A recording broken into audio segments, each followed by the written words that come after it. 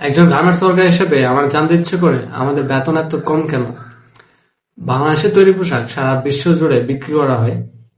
একটা পোশাক বিদেশের দোকানে গিয়ে হয়তো 30, 40 এমনকি $50 বিক্রি হচ্ছে।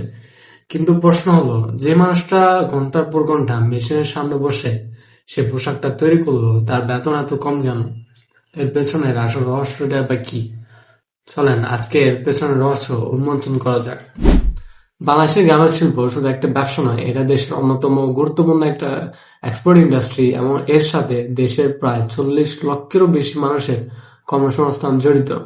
কিন্তু ইন্টারন্যাশনাল লেবার অর্গানাইজেশন (আইএলও) এর তথ্য অনুযায়ী 2023 সালের আগে বাংলাদেশের আরএমজি মিনিমাম স্যালারি ছিল মাত্র ৳8,000 কাছাকাছি, এবং 2023 সালের ওয়েস রিভিশনের পর মিনিমাম স্যালারি করা হয় ৳12,800।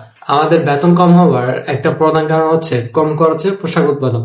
আন্তর্জাতিক বায়ার এবং বড় বড় ব্র্যান্ডগুলা তারা কম দামে দ্রুত এবং বড় কোয়ান্টিটিতে পোশাক চায়, যার কারণে বাংলাদেশি ফ্যাক্টরিগুলোকে আন্তর্জাতিক বাজারে যেমন ইন্ডিয়া, ভিয়েতনাম, কম্বোডিয়া এর মতো দেশগুলোর সাথে কি করতে হয়, প্রাইস কম্পিটিশন করতে হয়।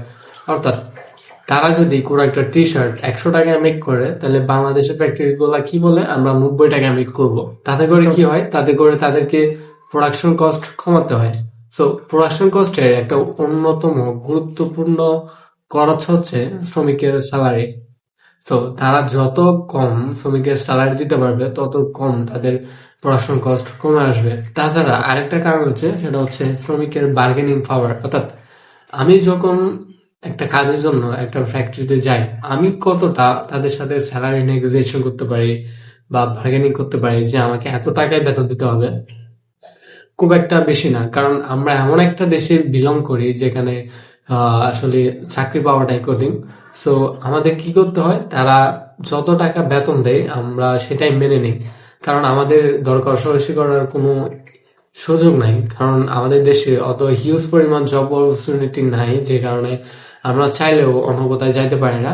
সো তারা যদি আমাদেরকে বেতন কমও দেয়, তারপরেও আমাদের কি করতে হয়, ওই কেন চাকরি করতে হয়। সো এই দুইটা মেন কারণেই আমাদের বেতন এত কম।